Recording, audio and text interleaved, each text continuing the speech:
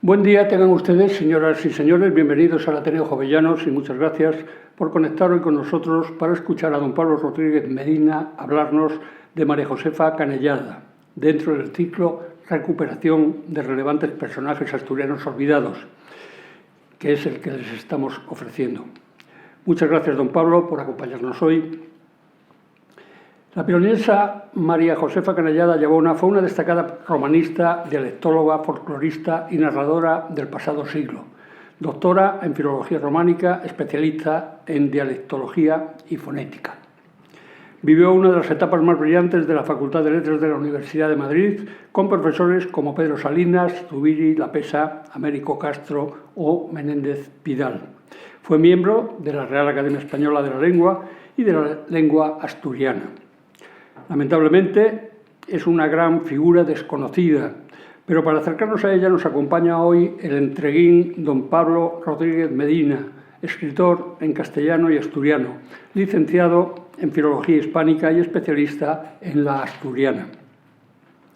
Ha sido premiado con numerosos galardones regionales y nacionales, el Josefa Jovellanos, el Teodoro Cuesta, el Asturias Joven de Poesía y el del Teatro de la Academia de la Lengua Asturiana, entre otros. Académico correspondiente de la Asturiana de la Lengua, cuenta con experiencia docente en centros de secundaria y en la Universidad Asturiana de Verano. Muchas gracias, don Pablo, por acompañarnos esta tarde para hablarnos de esa gran figura que fue María Josefa Canellada. Cuando quiera, lo escuchamos. La vida de María Josefa Canellada es la vida de una asturiana pionera y, como suele ocurrir a menudo con las pioneras, aunque no exactamente olvidada, pues en los últimos años existen varias iniciativas dedicadas a preservar del olvido su figura. Al menos esta no ha sido reconocida en su justa medida de acuerdo con los logros y los méritos alcanzados. María Josefa Canellada fue, a tenor de los testimonios de quienes la trataron, una figura intelectual de primer orden en la lingüística, alumna ejemplar de grandes figuras de la filología hispánica como Tomás Navarro Tomás, Menéndez Pidal o Pedro Salinas, pero sobre todo fue una persona íntegra y leal con sus principios, comprometida con el proceso de recuperación, normalización y normativización de la lengua asturiana, compromiso que no se doblegó cuando arreciaron con fuerza los ataques a dicho proceso, sino que se mantuvo firme en su propósito, caiga quien caiga. En todas las enciclopedias figura que fue nacida el 12 de diciembre de 1913 en Linfiestu, aunque hay quien asegura que se trata de un error y la verdadera fecha, consultada su partida de nacimiento, es el 15 de noviembre de 1912. Pasarán los primeros años de su vida en esta localidad, en Linfiestu, y la de Torazo, Cabranes, de donde procedía parte de su familia. Debieron ser estos primeros años de su vida importantes, con una serie de vivencias que se habrían de grabar para el resto de sus días en la memoria de Canellada, teniendo como primera lengua de referencia o como lengua materna el asturiano de la zona, que tan importante habría de resultar para su carrera posterior. La relación con Asturias y en concreto con Cabranes se mantendrá como un cordón umbilical hasta el final de los días, con frecuentes visitas y veraneos a la casa familiar. De pequeña sufre un accidente que a punto estuvo de costarle la vista y del que se recuperará en Oviedo. A uno le gusta pensar que ese accidente explicaría el desarrollo del sentido del oído, ese gran oído que tuvo María Josefa Canellada para el habla. Sabida es la creencia de que cuando uno de los sentidos pierde terreno, los otros se agudizan para compensarlo. Así que es posible que María Josefa Canellada desarrollase ese sentido especial durante su convalecencia, don que le permitiría llegar a ser una de las principales fonetistas y foneticistas románicas. De Oviedo se trasladan a Madrid, ya que a su padre le habían dado plaza de conserje en San Francisco el Grande. En la capital, Canellada destaca pronto en los estudios, tanto de ciencias como de humanidades, decantándose por estos últimos. Entra a estudiar en la Facultad de Letras y colabora con el Centro de Estudios Históricos, donde recibió el magisterio de las grandes figuras de la filología hispánica y románica, los grandes y recurrentes nombres que sentaron las bases del estudio de la lingüística hispánica: Ramón Menéndez Pidal, Tomás Navarro Tomás, Pedro Salinas, Dámaso Alonso, Rafael Lapesa y Melgar. Durante este periodo conoce a quien será su esposo y compañero, el eminente filólogo especialista en dialectología también, don Alonso Zamora Vicente. Esta etapa de formación sufrirá un paréntesis en el periodo que va de 1936 a 1939. Si, como dicen, la guerra revela la verdadera naturaleza del ser humano, es elocuente el hecho de que María Josefa Canellada rechace la oportunidad de acceder a una serie de cargos que se les ofrecían a gente con preparación, como a los estudiantes universitarios, para dedicarse en cambio y en un primer momento al cuidado de los más necesitados, niños, huérfanos, refugiados, hasta que pasan a cargo de las instituciones. En este tiempo se dedica María Josefa a la profesión de enfermera en el Hospital de Sangre de Madrid y después en el que se instala en el Penal de Ocaña, de donde sacaría muchas de las vivencias que conformarían su novela Penal de Ocaña. Pasado el periodo de la Guerra Civil, María Josefa Canellada retoma su labor filológica, colaborando con el Instituto Menéndez y Pelayo y el Centro Superior de Investigaciones Científicas, fundado en 1940.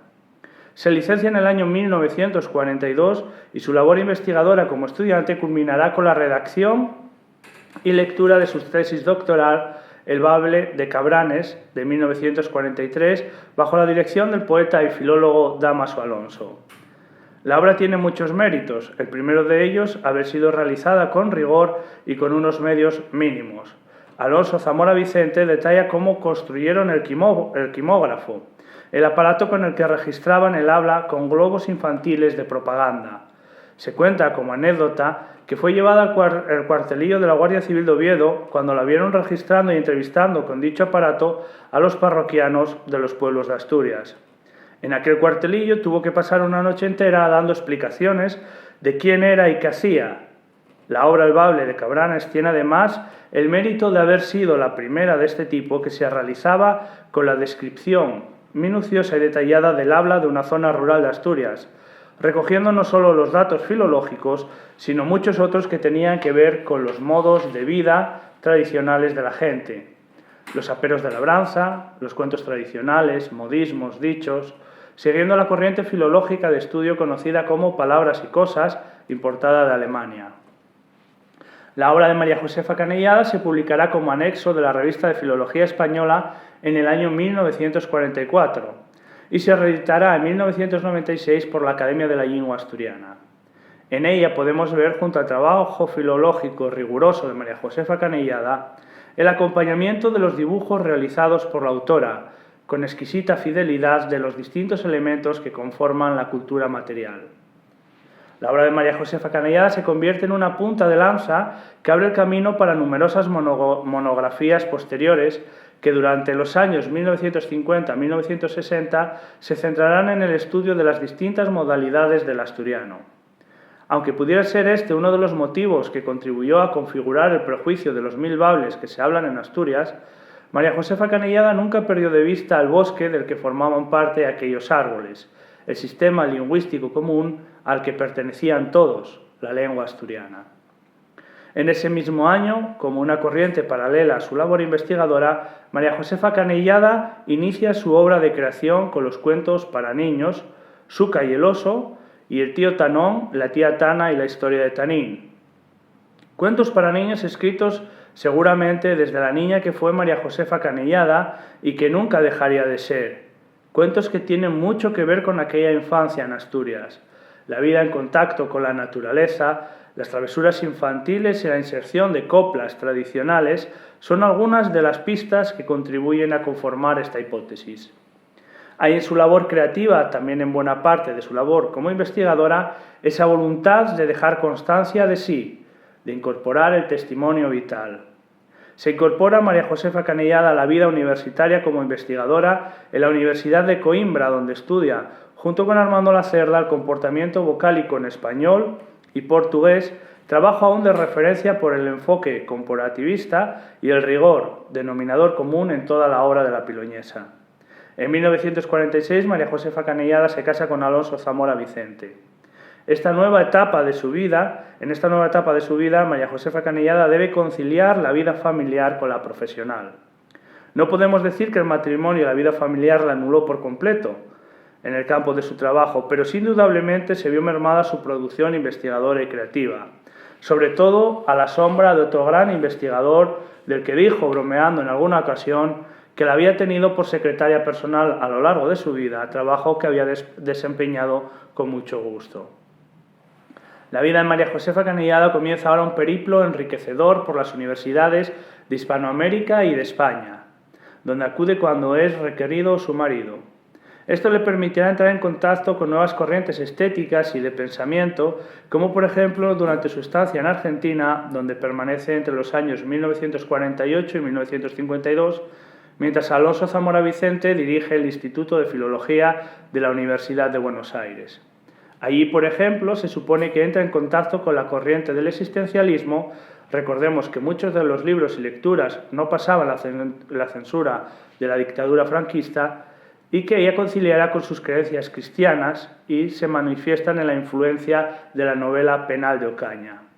Será en el año 1953 cuando esta novela, basada en su experiencia vital como enfermera en la institución homónima, quede finalista en el premio de novela Café Gijón en el mismo año en que Carmen Martín Gaite se alza con el galardón por su obra El balneario. La novela, a pesar de que su existencialismo era de corte cristiano, tendrá problemas con la censura y no se logrará ver publicada con determinados ajustes hasta el año 1965, es decir, 12 años más tarde, con una tirada limitada y una distribución dificultosa y reducida. No será hasta el año 1985, 32 años más tarde, cuando la novela se edite íntegramente y con una edición y una distribución aceptables. Tras una breve estancia en Madrid y Salamanca, el matrimonio embarca después rumbo a México, de donde regresan al cabo de un año para, tras una breve estancia en Santiago de Compostela, instalarse de manera casi definitiva en Madrid, aunque hagan estancias en otras universidades europeas y españolas. Es en esta época cuando María Josefa Canellada amplía su campo de estudio y se interesa por la literatura de tradición oral, iniciándose la colaboración del romancero tradicional en el que trabajaban Galmés de Fuentes, Menéndez Pidal y José Miguel Caso González, entre otros, y comienza sin duda su atención hacia uno de los géneros en los que tiempo después será una autoridad de referencia, los cuentos tradicionales asturianos, que recogerá mediante trabajo de campo, pero también recopilándolos de los trabajos y monografías dialectales que habían ido publicándose. En la década de los años 60 trabaja en el Instituto de Cooperación Iberoamericana y en el New York University in Spain, dando cursos para extranjeros, de cuya experiencia se edita el volumen en la editorial Gredos, Antología de Textos Fonéticos, donde muestra la pronunciación de los sonidos españoles vigentes a través de la lectura de textos clásicos. Publica una primera versión en castellano de Montesín en la revista Papeles de Son Armadans, y a finales de los años 70 se centra en el estudio de la literatura de carácter oral en asturiano. Es a finales de esta década cuando entra en contacto y está atenta al proceso de recuperación y normativización de la lengua asturiana, a la que se suma con impulso firme y decidido, tutelando, enseñando y en algunos casos dando metodologías para establecer herramientas lingüísticas, como fue la confección del Diccionario de la Lengua Asturiana, enseñándoles y aconsejándoles a los redactores desde su experiencia propia como redactora del Diccionario Manual de la Real Academia de la Lengua Española. Su libro Cuentos Populares Asturianos, publicado por la editorial Ayalga en la célebre colección de la Biblioteca Popular Asturiana, reúne 101 piezas en las que están presentes todas las modalidades lingüísticas de la lengua asturiana, sin que eso menoscabe la unidad lingüística del asturiano. Ella dice: habría que potenciar todas las posibilidades narrativas del bable, y entre ellas, como primordial, el cuento tradicional, tan expresivo de un estado de conciencia colectiva y tan representativo de una madurez sociocultural. Porque el cuento, aun antes de que se supiera escribir, nace como intento de narración. El hombre cuenta a su vecino lo que ve, lo que le parece interesante y digno de ser contado, y el que cuenta va suministrando a la imaginación del que escucha datos que van manteniendo una tensión creciente. El final, más o menos imprevisible, produce una descarga emotiva y artística en el receptor que va, casi siempre, más allá de la pura anécdota. Pero es que esa cargazón tensiva se mantiene en elaboración íntimamente trabada con la expresión de la lengua empleada, y así, por este camino, es como el cuento se transforma en producto vital y complejo. En la década de los 80, la relación con el proceso de recuperación del asturiano se estrecha aún más y es nombrada en 1980 miembro de número de la Academia de la Lengua Asturiana, nombramiento al que corresponderá con la publicación de numerosos artículos sobre el asturiano en la revista Lletres Asturianes. En ese mismo año se publica en asturiano Montesín, una de las obras clave del xurdimiento asturiano. Una obra que ya había tenido un precedente, la publicación hacía 8 años de la historia en castellano. Montesín, en asturiano, cobra una nueva dimensión. Se percibe la riqueza de matices y de tonalidades. Se percibe que la historia había sido pensada y sentida en asturiano. Por sus personajes y por su argumento parece destinada a un público infantil. Sin embargo, la riqueza del léxico empleado, la variedad del mismo, enaltecen la obra y dificultan su lectura para un público joven. Ana María Cano González, la antigua presidenta de la Academia de la Lengua Asturiana, se ha referido en varias ocasiones a Montesín como el platero asturiano, y ciertamente ambas obras parecen correr una suerte paralela. Más allá de la descripción de platero, ¿es en realidad la obra de Juan Ramón Jiménez una obra concebida para un público infantil? ¿Resulta entonces Montesín lectura adecuada para el público infantil? El argumento de la obra, en un primer momento, parece propicio a ello. 2 niños, durante las vacaciones estivales en el Escorial, encuentran un cabrito recién nacido que ha sido abandonado a su suerte por la madre, al que deciden adoptar y poner el nombre de Montesín. Se convertirá en el centro de atención de los niños y de la obra, los cuidados, las enfermedades, cómo intenta salir adelante, nuevamente la relación entre la infancia, esa infancia que nunca parece haber abandonado, y la naturaleza, no solo con Montesín, sino con los pájaros, con las montañas y con los prados que rodean el Escorial, se convierten en elementos centrales de la historia. Pero como decíamos, el léxico, sin embargo, hace difícilmente asumible la obra por un público infantil. La manera de concebir el proceso de recuperación lingüística y los procesos del ensanchamiento del léxico asturiano a nuevas realidades, apurando en ocasiones los significados primitivos y patrimoniales de las palabras, se convierten en un punto de desencuentro entre María Josefa Canellada y la nueva generación de escritores en asturiano del primer y del segundo xurdimiento. María Josefa Canellada abre las ponencias de la primera Xunta de Escritores Asturianos celebrada en Villamayor, recordando su compromiso con el proceso de recuperación del asturiano. El derecho, dice, de la lengua asturiana a ser y asistir, caiga quien caiga, y acto seguido comenta algunos malos usos que ha podido apreciar en las lecturas que ha hecho de la literatura que se estaba haciendo y de las traducciones que se estaban realizando desde otras lenguas al asturiano. Los escritores asturianos, sin embargo, no mantienen esa visión. Para algunos, reconociendo el mérito, la riqueza y la propiedad del asturiano de María Josefa Canellada, en realidad se habla de la obra Malia, Marintia y yo, aunque resulta igualmente aplicable al caso de Montesín. Sin embargo, dicen, el léxico, eso sí, y plasmante, el palabreru que rescata a la señora Canellada y el más bayuroso, inconfundiblemente autóctono que se conoce en la actual literatura asturiana. Por eso mesmo hay también una historia difícil de leer y entender hasta para personas avezadas al trato diario con la lengua. Acabante publicarse, la prensa tornó con el aplauso de personajes vinculados públicamente a la lengua asturiana. Siempre habrá que aplaudir a María Josefa, pero también habrá que explicar claramente las razones. El aplauso que llevó la autora fue un aplauso a la dificultad léxica, al rescate imposible de un palabreru ya muerto, extinto, en sin rendimiento social ni literario. Esto lo dice Emilio Rodríguez Cueto en su obra Vistes literarias, que fue Premio Máximo Fuertes Acevedo en el año 1992 y se publica en 1993. Hay pues una ruptura generacional, como podemos vislumbrar, entre esas generaciones y la manera de entender la literatura que ha de hacerse en asturiano.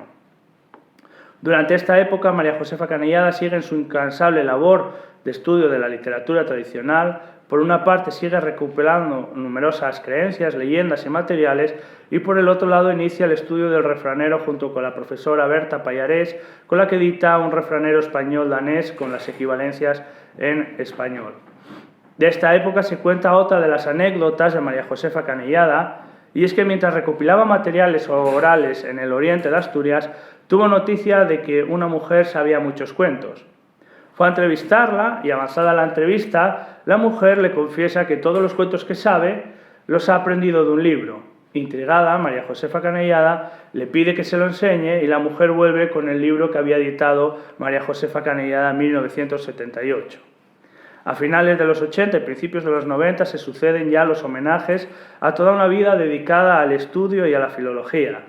En la Universidad Complutense de Madrid se le rinde tributo en 1994 con una serie de estudios ofrecidos que se aglutinaron bajo el título sugerente de Sin Fronteras, homenaje a María Josefa Canellada.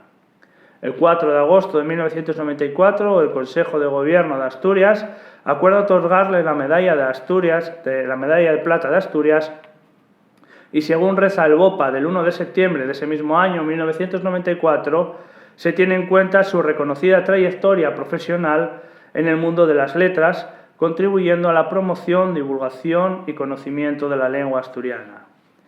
Sin embargo, quizás el más emotivo de los homenajes fuese el que se le rindió en su pueblo, en Cabranes, donde se le pone nombre a la Casa de Cultura de Santolaya, a la vez que la nombran cabraniega ejemplar. El 5 de mayo de 1995, María Josefa Canellada, tras una penosa enfermedad, muere en su casa de Madrid. Sin embargo, no se acaban con su muerte los homenajes y el reconocimiento. En el año 1996, como habíamos dicho anteriormente, la Academia de la Lengua Asturiana edita de nuevo su tesis doctoral El aula de Cabranes, renovando así el ejemplo que había sido para los investigadores. La editorial Trave pone el nombre de Montesín a una de sus colecciones de literatura infantil y juvenil. El Principado de Asturias le dedica las Hermanas de les Lletres Asturianes del año 2002 y se edita una antología literaria de sus textos y otro volumen con estudios sobre su vida y su obra y la trascendencia de ambas. En él se recupera y se edita, por ejemplo, como anexo, el curso que sobre los cuentos tradicionales asturianos ofreció María Josefa Canellada en la Universidad de Copenhague. En el año 2007, el Principado de Asturias crea, dentro de sus premios literarios en asturiano, la modalidad de literatura infantil y juvenil, dándole el nombre de María Josefa Canellada. No es de extrañar tanto reconocimiento, no es de extrañar que la huella de tan alta persona perdure. María Josefa Canellada dejaba detrás de sí más de una setentena de publicaciones de distinto tipo, pero todas ellas unidas por un denominador común: la alta exigencia, la seriedad, el rigor en sus estudios y trabajos, la pulcritud en las ediciones de los clásicos, como Tirso de Molina o el Marqués de Santillana o Gil Vicente. Se había adentrado en las más dificultosas de las disciplinas filológicas, la fonética y la fonología, y desde ellas había aprendido a estudiar la prosodia y a resucitar la musicalidad de los versos antiguos, medievales y renacentistas. Desde el mester de clerecía a la poesía cancioneril, descubrió las influencias de los leonesismos en la conformación del lenguaje literario propio del sayagués, donde demostró que todo artificio estaba sustentado en la realidad del habla de los pastores rurales que Juan de la Encina, Gil Vicente y Lucas Fernández intentaban remedar. Pero sobre todo, el cariño y la nostalgia, el profundo testimonio de amor a Asturias afloran muchas de sus obras de investigación y de creación, con un ejemplo de compromiso y de lealtad inigualables. Permítaseme un apunte personal que me vincula con María Josefa Canellada. De niño, mi abuela, por la noche de San Juan, me decía que si se tomaban las primeras aguas de una fuente y se le echaba una clara de huevo fresco, a la mañana siguiente se aparecía un barco con todas sus velas desplegadas. Durante algunos años mi abuela por las noches hacía ese experimento, pero yo, cuando castigado por haber llegado tarde por San Juan, cuando por haber tirado demasiados petardos, ausente porque tenía que acompañar a mis padres a la huerta que teníamos en Sorriego, o por cualquier otra circunstancia, llegaba tarde, pasados unos días, y solo contemplaba de aquel prodigio que me anunciaba mi abuela una derruida telaraña viscosa dentro de un vaso de sidra con agua. Siempre creí que aquello era una chanza inventada por mi abuela para que fuese a verla, un engaño, como aquellos curriverás, como los cordobellos o como los gamusinos. En la época de la universidad, preparando un trabajo sobre los cuentos tradicionales asturianos, me leí los 2 volúmenes de cuentos de María Josefa Canellada. En el segundo, titulado Leyendas, Cuentos y Tradiciones, María Josefa Canellada justifica la utilidad y la importancia de los testimonios recogidos allí con una experiencia personal. Cuando era niña, una mujer le indicó que por la noche de San Juan se aparecían los veleros en los vasos de agua. Ella, desde la perspectiva de mujer adulta, sabe que es imposible y, sin embargo, nos dice: aquel día, en el vaso que le ofrecía la mujer, vio alzarse el mismo velero que mi abuela me ofreció y para el que yo siempre llegué tarde. De alguna manera esta anécdota resume la importancia de María Josefa Canellada. Ella que padeció de la vista nos enseñó a ver. Ella que tanta atención puso a los sonidos y que los registraba con su quimógrafo nos enseñó a escuchar. Ella que con tanta pasión se sintió atada a Asturias y a la lengua asturiana nos enseñó a amarla desde una distancia en la que siempre se hacía presente. Por eso, para terminar esta conferencia y como tributo a su figura, me gustaría leer el capítulo de su obra Montesín, el capítulo que ha de figurar en cualquier antología que sobre Asturias se precie hablar. Los protagonistas del relato le hablan al cabrito que han encontrado y mostrándoles las secas lomas y los prados agostados del Escorial, le hablan desde el recuerdo, desde la nostalgia, desde la señerdad de Asturias. Si pudiéramos, Montesín, si por arte de Barravieyu pudiéramos llevarte a un paradiso verdi, con bayura de verdi, llevábamos te Asturias. Dende aquí, dende este campo a Buxaracau, non verde, huelen los matoxos de Xinesta, pero é cuando el sol los turria e huelen los tumillinos, tos atarugaos de sede, retorcigañaos de sede. Non puedes saber como é el campo de Asturias. Allí el verde y otra cosa. El verde huele a verde. Los praos, les cotoyes, les sebes. Todo verde. La cerezala y la ñozalona vieja que casi que atapaba el tellao de la casa a los míos bisabuelos. El color escuro y nidio a la vez del escaño vieju, apeñuscau col color atuestu con torta y hecha acabante catar pela mañana. Non puedes saber cómo era aquello. Asturias, Montesín amoroso, y como un reino de los cuentos, suave y duro al empar, y viejo como é viejo el so falar también, un reino extremado de todo lo demás. Pelos montes, condicite que queden per allí osos y lobos, y iries y esguilos que cuasi que falen todavía. Hai nomes na Asturias que retiñen como de osucos. Atendi, Montesín, el pico Urrieyu, los picos de Cornión. Los picos de Cornión, rellumando entre la nieve, son carámbanos de luz azul y xelu, colgando del cielo volcao pampan abaixo, pinganexos del cielo. Pero el verdi, les grandes flondes de los carballos viellos, el verde escuro de todos les sebes, y el de les ablaneres, y el de les cotoyes, y el de los algueros, todos diferentes, y el verde tienru del segao que huel, ay Madre Santa, cómo huel. Muchas gracias, don Pablo, por su magnífica intervención. Y a todos ustedes, gracias por su atención, recordándoles que la próxima y última conferencia de este ciclo nos la ofrecerá don Luis Arias Argüelles Mérez, quien nos hablará del abogado, escritor y político vegadense Augusto Barcia Trelles. Esperando que estén pronto con nosotros de nuevo, les deseo tengan un feliz resto del día.